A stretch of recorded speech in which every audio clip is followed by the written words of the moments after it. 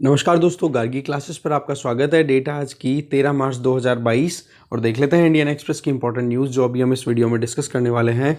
Front page पे वैसे तो कोई इंपॉर्टेंट न्यूज़ नहीं है जिसको हमें डिटेल में देखना हो, पर एक बार अगर नज़र डालें तो एक तो ये जो मिसाइल की मालफंक्शन की वजह से अभी जो एक इशू क्रिएट हो रहा है इंडिया और पाकिस्तान के बीच में, उस मिसाइल की इन्वेस्टिगेशन के लिए पाकिस्तान ने कहा कि क्यों ना हम एक जॉइंट प्रोबिंग करें, दैट मीन्स जॉइंट इन्वेस्टिगेशन की जाए, जिससे क्या है कि मिसकैलकुलेशंस ना हो और एस्केलेशंस ना बढ़े, दैट मीन्स दोनों के बीच में टेंशंस ना बढ़े। ठीक है, तो ऐसे में एक तो ये बात है।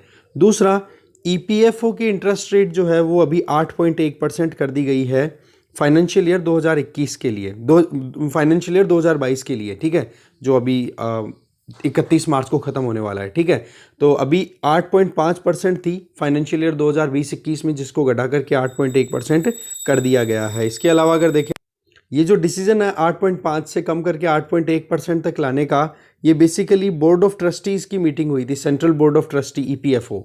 ओके, तो उन्होंने ये डिसाइड किया है। वैसे जो स्मॉल सेविंग स्कीम्स हैं उनमें अगर देखा जाए ना, तो सबसे ज़्यादा इंटरेस्ट रेट का रिटर्न अगर कहीं मिलता है तो वो अभी ईपीएफओ ही है, जिसमें नॉर्मली जो इंडिविजुअल्स हैं वो इन्वेस्ट करते हैं ये सोच के कि हाँ फिर फ्यूचर में वो जो उनकी पेंशन रिक्वायरमेंट है या फ्यूचर जो भी रिक्वायरमेंट होगी उसको फुलफ़िल करने के लिए अपनी सैलरी का एक हिस्सा जो है वो कॉन्ट्री करते हैं, राइट। तो इस केस में अभी तक अगर देखें तो लगभग यहाँ पर आप देख सकते हो 8.1%, 6 करोड़ एक्टिव सब्सक्राइबर्स हैं। ठीक है, 6 करोड़ के लगभग इंडिविजुअल्स ने ईपीएफओ में अपना अकाउंट खुला रखा है, जिसमें वो पैसा डालते हैं और उस पैसे का फिर बाद में एक्यूमुलेशन होकर के उस पर एक इंटरेस्ट पे होता रहता है और वो फिर बाद में फ्यूचर में पे होता है। ठीक है ना, तो उस पॉइंट ऑफ व्यू से अब आपको करना क्या है, ईपीएफओ के बारे में एक बार ज़रूर पढ़ लेना। ठीक है, वैसे मैंने पहले भी बोला हुआ है कि ईपीएफओ की फंक्शनिंग क्या होती है, स्मॉल सेविंग स्कीम्स कैसे काम करती है, इनके बारे में थोड़ा अगर मैं बताऊँ तो आपको आइडिया लग जाएगा कि स्मॉल सेविंग स्कीम्स में क्या होता है। हम थोड़ा थोड़ा करके पैसा स्टोर करते हैं और ये स्कीम जो है वो या तो स्टेट गवर्नमेंट के द्वारा लॉन्च की जाती है या सेंट्रल गवर्नमेंट के द्वारा। इसमें हम पैसा जब इन्वेस्ट करेंगे तो छोटा छोटा करके और बड़ा अमाउंट करते रहता है टाइम के साथ में।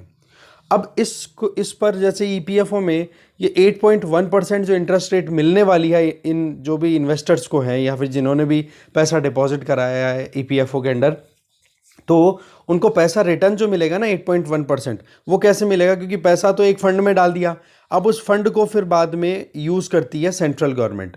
ठीक है, या फिर जो भी गवर्नमेंट है जिसके अंडर में वो फंड क्रिएट हुआ है, तो वो सेंट्रल गवर्नमेंट उस फंड का यूज़ करती है और उसके रिटर्न में कुछ पैसे ब्याज है वो पे करेगी और उस ब्याज का बदले में ही ये 8.1% उन डिपॉजिटर्स को मिलता है। तो इस तरीके से क्या है कि सरकार के लिए तो फंडिंग की फैसिलिटी अवेलेबल हो गई, ठीक है, और जो डिपॉजिटर्स हैं उनकी सिक्योरिटी हो गई फ्यूचर की। इस तरीके से काम करती है स्मॉल सेविंग स्कीम्स जो भी होती हैं। ठीक है, इसके आगे अगर देखें, नेक्स्ट न्यूज़ है पेज नंबर 5 से, जिसमें ये है कि गवर्नमेंट ऑफ इंडिया के द्वारा न्यू सेंसस रूल्स हैं वो नोटिफाई कर दिए गए हैं। इसमें क्या है कि जिन लोगों जैसे हम लोग हैं, सेंसस हमारा होगा, काउंटिंग होगी पॉपुलेशन की, तो उसमें हम सेल्फ अन्यूमरेट कर सकते हैं। इसका मतलब क्या हो गया, ऑनलाइन जाकर के पोर्टल पे हम हमारी डिटेल्स को फिल कर सकते हैं कि भाई हमारी फैमिली में कितने मेंबर्स हैं, किसका क्या प्रोफेशन है, क्या काम करते हैं, क्या एज है उनकी, वो सारी। तो इस चीज़ के लिए देखो गवर्नमेंट ने ये नोटिफिकेशन रिलीज़ कर दिया है। वैसे तो ये जो सेल्फ अन्यूमरेशन है ना, ऑनलाइन सेल्फ अन्यूमरेशन मतलब खुद से ऑनलाइन आप अपनी एंट्री कर सकते हो। ठीक है, तो ये अनाउंसमेंट तो गवर्नमेंट ने 2020 में कर दिया था, पर जो रूल्स हैं वो अभी नोटिफाई किए गए हैं। वैसे तो ये 2021 की सेंसस का पार्ट है। अब 2021 की सेंसस शुरू तो हो जानी चाहिए थी देखो मार्च 2020 में, पर आपको पता है उसी टाइम पे कोरोना आउटब्रेक हुआ था, इस वजह से लॉकडाउन लग गया और फिर बैक टू बैक कोई ना कोई फर्स्ट सेकंड थर्ड वेव आती रही और कुछ और इश्यूज आते रहे, जिसकी वजह से सेंसस अभी तक भी नहीं हो पाई है। तो अभी ये रूल्स डिक्लेयर किए गए हैं। ठीक है, इसमें क्या होगा, ये जो रूल्स है सेल्फ अन्यूमरेशन वाला, ये प्रोविज़न किसके लिए किया गया है, जो अपकमिंग 2021 का जो सेंसस अब होने वाला है उसमें census and national population register, उसमें ये नोटिफाई किया गया है कि हाँ भाई एक इंडिविजुअल खुद से भी अपनी एंट्रीज़ को फिल कर सकता है कि हाँ जी मैं कौन हूँ, क्या करता हूँ, क्या एज है, अपनी फैमिली से रिलेटेड भी इंफॉर्मेशन वो एंट्री कर सकते हैं। ठीक है, इसमें आप देख सकते हो कि ये गैजेट नोटिफिकेशन फ्राइडे को इशू किया गया है सेंट्रल गवर्नमेंट के द्वारा, और ये जो रूल्स हैं ये 1990 के रूल्स हैं, सेंट्रल रूल्स 1990, उसमें अमेंड किया गया है। और अब इसमें दो टर्म्स ऐड कर दी गई है, एक तो इलेक्ट्रॉनिक फॉर्म और एक वर्ड डाल दिया सेल्फ एन्यूमरेशन। ठीक है, इसमें ये जो रूल्स हैं 1990 के, इसमें क्लॉज सी है, उसमें रूल नंबर 2 है, उसमें चेंजेस किए गए। अब क्लॉज सी की क्या डेफिनेशन अभी बन गई है वो अगर देखो तो सेंसस शेड्यूल का मतलब ये हो गया कि सेक्शन 8 ऑफ द एक्ट कौन सा है? सेंसस एक्ट हमारे यहाँ पर ऑलरेडी चल रहा है, जिसके अंडर में 1948 ये एक्ट है ना, इसी के अंडर में ये सेक्शन है 8, उसके तहत ये पूरा प्रोविज़न किया गया। ये जो रूल्स है ना 1990 के सेंसस रूल 1990, ये भी इसी सेंसस एक्ट 1948 के अंडर में ही रिलीज़ किए हुए हैं। इसमें क्या होता है, एक तो होगा अन्यूमरेटर और एक हो जाता है रिस्पोंडेंट। इसका मतलब हो गया कि जो गवर्नमेंट के इंडिविजुअल्स होंगे जो कि सेंसस के लिए डेटा कलेक्ट करने के लिए घर घर जाते हैं, अब वो क्या करेंगे, एन्यूमरेटर जो हैं वो लिंक सेंड कर देंगे या जो भी पोर्टल होगा सेंसस के लिए वहाँ पर एंट्री क्रिएट कर देंगे कि हाँ जी फला फैमिली यहाँ पर एंट्री कर दे, फिर वहाँ पर वो फैमिली वाले एंट्री कर देंगे। और ये इस तरीके से जो गवर्नमेंट इंडिविजुअल है ना जो सेंसस करने के लिए जाता है उसको एन्यूमरेटर बोलते हैं, और दूसरी तरफ जो फैमिली वाले रिस्पॉन्स दे रहे हैं उनको रिस्पोंडेंट बोल देंगे। तो दोनों के बीच में एक प्रॉपर कम्युनिकेशन होकर के और फिर सेंसस जो है ट्रांसपेरेंट मैनर में ईजिली एक्वायर की जा पाएगी। अब इसमें जो रिस्पॉन्डर है अगर वो कोई क्वेश्चन करे कि जी हाँ आप ये क्या कर रहे हो, इसका क्या मतलब है, तो उसका जवाब वो जो एन्यूमरेटर है ना जो गवर्नमेंट सर्वेंट होगा उसको वो जवाब देना ही होगा।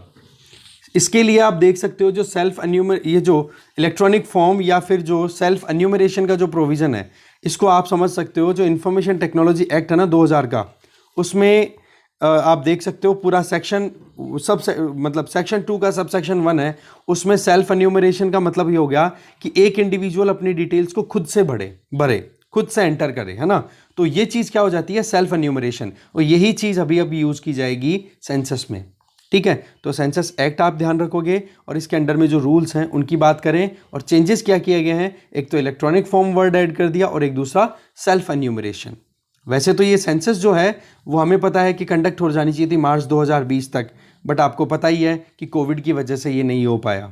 ठीक है, और ये सेंसस कंडक्ट करवाने के लिए देखो स्टेट गवर्नमेंट और यूटी एडमिनिस्ट्रेशन जो होते हैं ना वो सेपरेटली काम करते हैं, जिससे कि पहले तो स्टेट लेवल पे गैजेट में डेटा रिलीज होता है कि हाँ जी स्टेट लेवल पे क्या पॉपुलेशन है, कितना क्या है, या यूनियन टेरिटरी है तो वहाँ का एडमिनिस्ट्रेशन ये काम करेगा।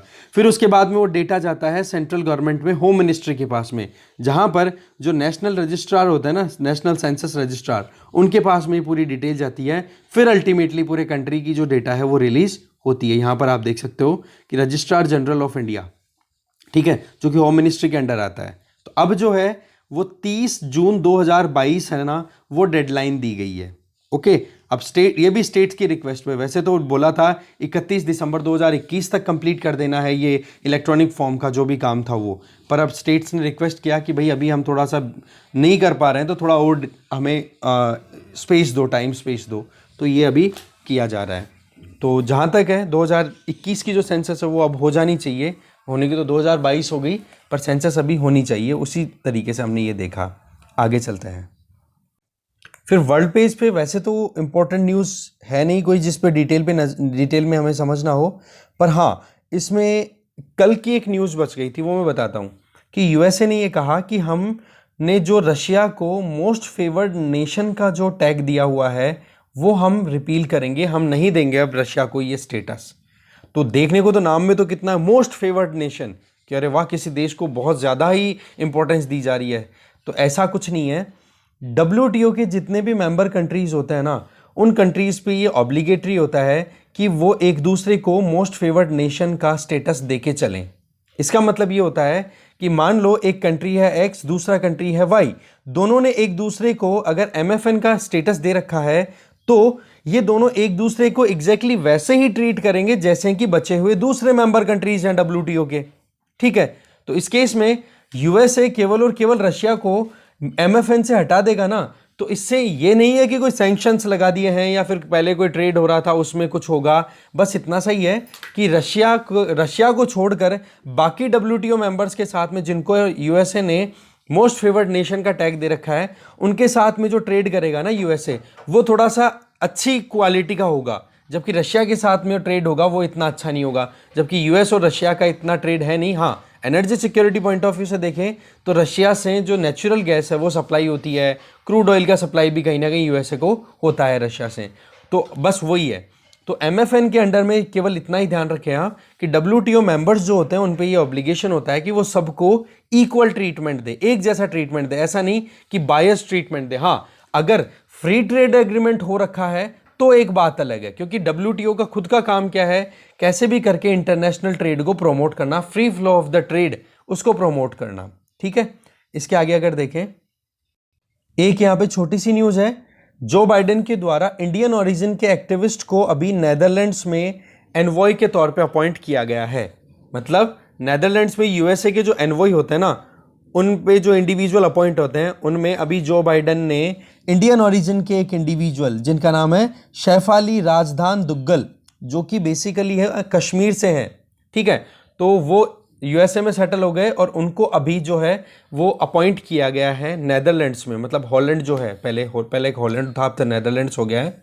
नेदरलैंड्स में एनवॉय के तौर पे अपॉइंट किया गया है। तो ये क्वेश्चन बन सकता है कि शैफाली राजदान दुग्गल कौन है। तो अभी नेदरलैंड्स में अपॉइंटेड यूएसए की एनवॉय है जो कि इंडियन ओरिजिन की है। ठीक है, आगे चलते हैं। ओपिनियन पेज पे ये जो आर्टिकल है पी चिदम्बरम जी का, देखो इसमें यही बताया गया है, वोटर्स के लिए बताया गया है। पर एक छोटी सी कोट है जो हमें ऐसे राइटिंग में या डेमोक्रेसी पे जब भी आप कभी लिखो तो वो आपकी हेल्प कर देगा। वो ये कि कोई ज़माना था जब रूल हुआ करता था कुछ लोगों के द्वारा, और जो कि अपने हाथ में डिवाइन राइट्स रखते थे। भगवान का नाम लिया, अल्लाह का नाम लिया, गॉड का नाम लिया और बोलते थे कि हम गॉड के रिप्रेजेंटेटिव है, हमारी आप बात मानो। ठीक है, मेडिवल पीरियड की बात चल रही है। फिर टाइम बीतता है तो मोनार्की को रिप्लेस करने के लिए नए गवर्नमेंट के सिस्टम्स आते हैं, जिनमें से एक था डेमोक्रेसी। डेमोक्रेसी जिसमें हम कहते हैं कि for the people, by the people, to the people, इस तरीके से हम बोलते हैं। ये कॉमन डेफिनेशन है, ठीक है, अब्राहम लिंकन के द्वारा दिया हुआ। बट जो former prime minister of Britain, ठीक है, विंस्टन चर्चिल, उनका एक कोट है वो बहुत इंपॉर्टेंट है। वो ये कि डेमोक्रेसी इस धरती पर चलने वाली सरकारों के तरीकों में से सबसे घटिया तरीका है, छोड़ करके बाकी सभी तरीके की सरकारों को। इसका मतलब ये हो गया कि जब तक आपके सामने कोई अच्छा फॉर्मेट नहीं आता, अच्छा सिस्टम नहीं आता गवर्नमेंट का, तब तक डेमोक्रेसी अच्छी है। बाकी डेमोक्रेसी में बहुत सारी कमियां हैं। ठीक है, तो ऐसे में ये आप कोट याद रखोगे, democracy is the worst form of the government except, छोड़ करके, फॉर ऑल द अदर्स, बाकी सभी तरीकों की सरकारों को। मतलब ये कि डेमोक्रेसी में अभी भी गुंजाइशें हैं कि कैसे हम इसको इम्प्रूव कर सकते हैं। पर वही चीज़ है, अभी तक अगर देखें तो डेमोक्रेसी से बेटर कोई ऑप्शन अभी तक निकल के आया नहीं है। ठीक है, तो ऐसे में डेमोक्रेसी में इतनी कमियां होने के बावजूद भी इंडिया ने चूज किया डेमोक्रेसी को। और हमारा जो वोटिंग सिस्टम होता है उसमें क्या है, फर्स्ट पास द पोस्ट। इसमें क्या होता है कि जिस भी इंडिविजुअल के पास में सबसे ज़्यादा वोट है वही जीत जाएगा, चाहे जो दूसरे कंटेंडर्स हैं उनसे चाहे फिर वो एक ही वोट क्यों ना हो ज़्यादा, पर वो जीत जाएगा। ऐसा नहीं कि 50% वोट होंगे फिर 50% से एक ज़्यादा होगा वही जीतेगा। ये तो प्रोपोर्शनल रिप्रेजेंटेशन में होता है, जो कि इजराइल में आप देख सकते हो, राइट। और इसका जो एक मिक्स है प्रोपोर्शनल रिप्रेजेंटेशन सिस्टम का, वो हमने प्रेसिडेंट, राज्यसभा, इनके इलेक्शंस के लिए यूज़ किया हुआ है, proportional representation by means of single transferable vote. ठीक है, प्रोपोर्शनल रिप्रेजेंटेशन का एक वेरिएंट। पर प्रोपोर्शनल रिप्रेजेंटेशन अगर देखा जाए तो वो ज़्यादातर कहाँ पर चल रहा है, अभी तो मेनली इजराइल का एक एग्जाम्पल आप देख सकते हो, बाकी और भी बहुत सारे एग्जाम्पल्स हैं। अब चलो लगे हाथ है, याद ही आ गया, जो इलेक्टोरल रिफॉर्म या इलेक्टोरल सिस्टम से संबंधित एक चैप्टर है इंडियन कॉन्स्टिट्यूशन एट वर्क में, वो चैप्टर आप पूरा याद करोगे अच्छे से, ठीक है ना, तब आपको एक एक चीज़ समझ में आ जाएगी। फर्स्ट पास द पोस्ट क्या है, प्रोपोर्शनल रिप्रेजेंटेशन क्या है, क्यों हमने ये सिस्टम अडॉप्ट किया, वो सारी चीज़ें। ठीक है, बाकी तो देखो ये अभी जो 5 इलेक्शंस हुए हैं ना, उनके रिजल्ट्स को लेकर के यहाँ पर स्टेटमेंट है, वो हमारे इतने काम का है नहीं। आगे चलते हैं। नेक्स्ट हम आ गए इकोनॉमी पेज पे। देखो एनएससी और आईबीजेए इन दोनों ने मिलकर के डिसाइड किया है कि अब जो है वो बुलियन स्पॉट एक्सचेंज जो है वो लॉन्च किया जाए। देखो जो बुलियन है, फॉर एग्जांपल सोने की अगर बात करें तो सोने में कोई इन्वेस्ट करना चाहे, सोने की अगर खरीद फरोख्त करना चाहे, लेन देन करना चाहे तो उसके लिए एक ऐसा प्लेटफॉर्म तैयार करना जिससे कि एक इन्वेस्टर सोने को खरीदना और बेचना इजीली एफिशिएंटली कर सके। तो ऐसे में business to business point of view से फोकस में रखते हुए NSC that means national stock exchange और दूसरी तरफ Indian bullion and jewellers association limited IBJA, इन दोनों ने मिलकर के डिसाइड किया है कि एक स्पॉट एक्सचेंज हम लॉन्च करेंगे। जैसे शेयर मार्केट में शेयर खरीदे जाते हैं ना कि हम पैसा लगा देते हैं और उतने हकदार हम बन जाते हैं किसी भी कंपनी में, उसी तरीके से गोल्ड में भी इन्वेस्ट करने का जो प्रोविजन है वो अभी तक तो क्या था, फ्यूचर ट्रेडिंग थी। फ्यूचर ट्रेडिंग का मतलब कि आज डील फाइनल हो गई और डेट आपने रख दी लेन देन की कोई आने वाले फ्यूचर में। अब क्या है कि ये फ्यूचर स्पॉट, ये जो स्पॉट एक्सचेंज होगा ना, स्पॉट का मतलब on the point, at the point, जैसे ही आप पेमेंट करोगे आपके पास में गोल्ड की हकदार आप बन जाओगे। तो ये चीज क्या होगी कि एक क्विक रिस्पॉन्स देने वाली हो गई, ठीक है ना। तो उस पॉइंट ऑफ व्यू से ये एनएससी और IBJA दोनों ने मिलकर के ये डिसाइड किया है कि हम बुलियन स्पॉट एक्सचेंज लॉन्च करेंगे। तो ऐसे में बुलियन एक तरीके से क्या है, गोल्ड एंड सिल्वर होती है। ये जो कमोडिटी होती है बहुत ही इंपॉर्टेंट प्रेशियस कमोडिटी जिनको हम बोलते हैं। तो गोल्ड एंड सिल्वर जिनकी आप देखो अगर प्योरिटी देखी जाए ना तो 99% से भी ज़्यादा प्योरिटी होती है इनकी, ठीक है। जिससे कि इनको जो इनका जो एक तरीके से स्ट्रक्चर होती है वो इस तरीके से नहीं होती कि वो गहने हैं, उनकी बात नहीं कर रहे हैं। बुलियन का में होता है प्योर गोल्ड और प्योर सिल्वर की बात करते हैं, जो कि जो इनगॉट होते हैं ना, बार होते हैं एक तरीके से बनी हुई रॉड की तरह बने हुए होते हैं सोने के या चांदी के। उनको गवर्नमेंट भी देखो रिजर्व के तौर पे यूज़ करती है। जैसे आप देखोगे कि RBI के पास में कितना स्टॉक है, कितना रिजर्व अवेलेबल है, क्योंकि रिजर्व बैंक ऑफ इंडिया इसीलिए तो बोला गया है कि कुछ ना कुछ रिजर्व में रखा जाता है जिससे कि अनफोर्सीन सर्कमस्टांसिस से हम निकल सकें। फॉर एग्जांपल 1990 का वो टाइम याद करो जब बैलेंस ऑफ पेमेंट क्राइसिस आ गया था, तो तब हम IMF और वर्ल्ड बैंक के पास में गिरवी ये बुलियन ही रख के लेके आए थे, ठीक है ना, कि भाई हमें लोन दे दो, फिर उसके बाद में हमने रिटर्न भी कर दिया था।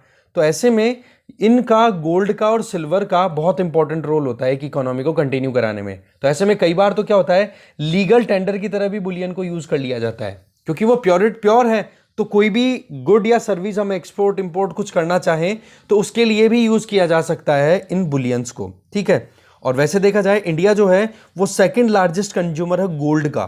तो ऐसे में हम अगर डोमेस्टिक स्पॉट एक्सचेंज अगर बना देंगे ना, जैसे ये जो नेशनल स्टॉक एक्सचेंज होते हैं या फिर आप जानते हो BSE Sensex Bombay stock exchange है जिनमें शेयर का लेन देन होता है, बोला ऐसे ही स्पॉट एक्सचेंज हम इसमें लॉन्च कर देंगे ना गोल्ड में या सिल्वर में, तो इसका बेनिफिट हमें मिलेगा जिसमें क्विक एंड ट्रांसपेरेंट मैनर में लेन देन हो पाएगा, इन्वेस्टमेंट को हम और ज़्यादा अट्रैक्ट कर पाएंगे।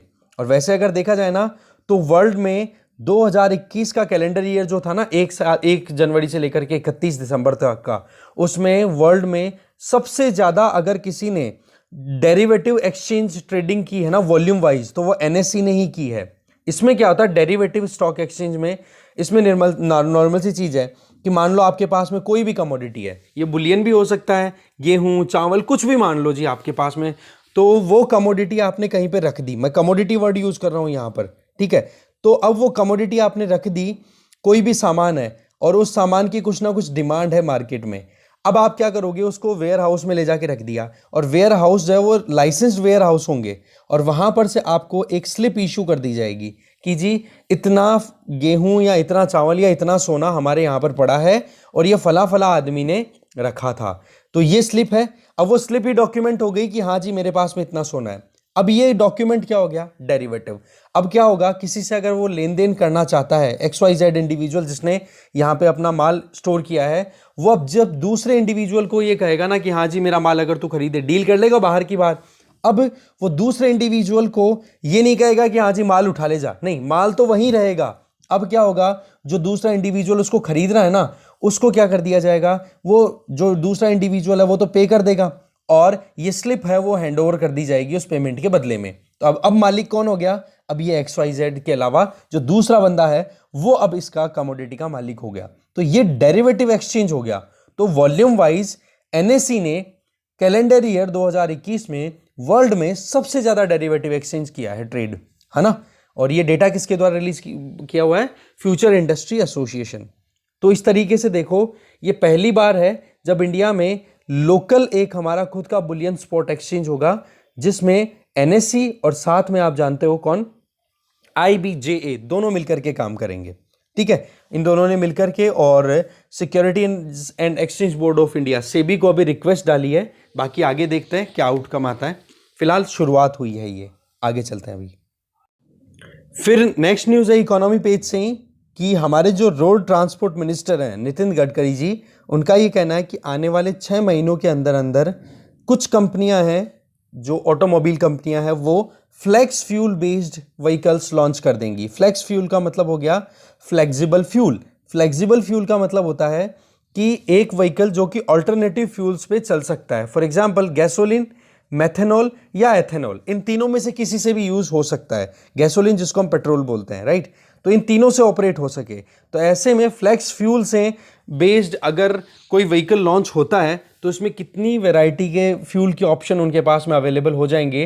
तो इस पर अभी सरकार का जो है मेन फोकस है। इसमें शुरुआत तो की जा रही है 2 व्हीलर और 3 व्हीलर व्हीकल्स में, जिनमें मेन होंगे TVS और बजाज ऑटो। बाकी तो देखो टाइम बताएगा। और साथ में एथेनॉल और या मेथेनॉल बेस्ड अगर व्हीकल चलते हैं ना, तो इसमें ये ग्रीन एनर्जी एक तरीके से, इनसे एमिशंस बहुत कम है, या फिर माइन्यूट जीरो कह सकते हो, नियर टू जीरो एमिशन है। तो इस केस में 100% क्लीन एनर्जी सोर्सेज पर डिपेंडेंसी ही मेन टारगेट है गवर्नमेंट का, जिससे कि क्लाइमेट चेंज के जो हमारे कमिटमेंट है उनको हम अचीव कर सकें। ठीक है, इसके लिए क्या है, देखो अभी हम बायो एथेनॉल, LNG, इनको भी तो यूज़ कर रहे हैं ना, इनको भी एक्सपेंड करना है। इनके सब्स्टिट्यूट के तौर पे ये फ्लेक्स फ्यूल पर भी जाना है। तो फ्लेक्स फ्यूल क्या है, ये एक अपने आप में इंपॉर्टेंट डेफिनेशन बन जाती है जो आप बता सकते हो। अब आगे चलते हैं। फिर नेक्स्ट न्यूज़ है, टेक्सटाइल सेक्रेटरी के द्वारा ये अनाउंस किया गया है कि लगभग 67 कंपनीज ने अपनी तरफ से इंटरेस्ट दिखाया है मैन मेड फाइबर्स के बेस पे जो टेक्सटाइल प्रोड्यूस होती है उसको प्रोडक्शन करने में। टेक्सटाइल का मतलब कपड़ा, मैन मेड का मतलब हाथों से बनाया हुआ। तो इसमें देखो MSMEs का बहुत इंपॉर्टेंट रोल बन जाता है, क्योंकि गवर्नमेंट ने production linked incentive scheme launch की थी पिछले साल। ठीक है, तो उसका ये बेनिफिट है। और PLI की वैल्यू कितनी है, लगभग 10,683 करोड़ रुपए, इतना अमाउंट है इस स्कीम का। तो ऐसे में इंटरेस्ट दिखाने वाली कंपनियों के नंबर्स तो कितने हैं, 67 कंपनीज। और जो आइटम्स होंगे जो प्रोड्यूस किए जाएंगे इन 67 कंपनीज के द्वारा, बाद में जब फाइनलाइज हो जाएगा पूरा एग्रीमेंट, तो वो होगा, देखो 40 तो man made fibre based garment items होंगे, कपड़ा होगा। एक होगा 14 man made fibre based fabric goods.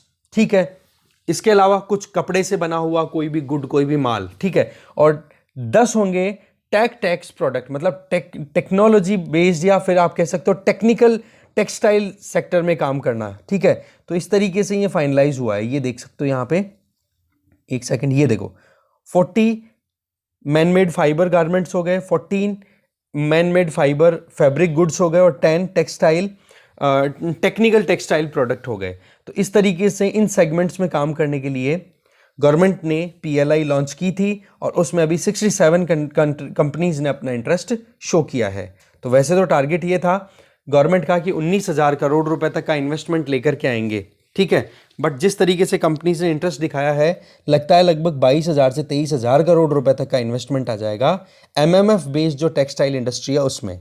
तो इससे कितनी जॉब्स क्रिएट हो सकती हैं, बहुत अपॉर्चुनिटी है, राइट। इसके अलावा इसका फ़ायदा क्या होगा, हम एक्सपोर्ट भी राइज कर पाएंगे। अच्छी क्वालिटी का सस्ता प्रोडक्ट अगर देंगे ना, तो एक्सपोर्ट भी अपने आप राइज होना शुरू हो जाएगा। इसके आगे देखें, बस मेन जो आर्टिकल्स थे, न्यूज़ थी, वो हमने देख ही लिया। ठीक है, तो डिस्कशन में यही थी बातें। बाकी USA में जो चल रहा है अभी, महंगाई का दौर, एनर्जी वहाँ पर महंगी हो रही है जब से रशिया पे सैंक्शंस लगाए हैं।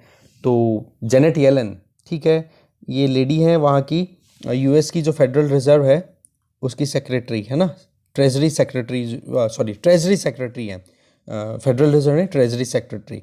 इनका ये कहना है कि टैक्सेस रिड्यूस कर देंगे, किस पे, गैसेस पे, नेचुरल गैस पे, जिससे थोड़ा सस्ता मिल जाए फ्यूल लोगों को। ठीक है जी, तो बात ऐसी है, जो डिस्कशन था उसमें हमने जो बातें थी वो कवर कर लिया है। Thank you very much for watching this video.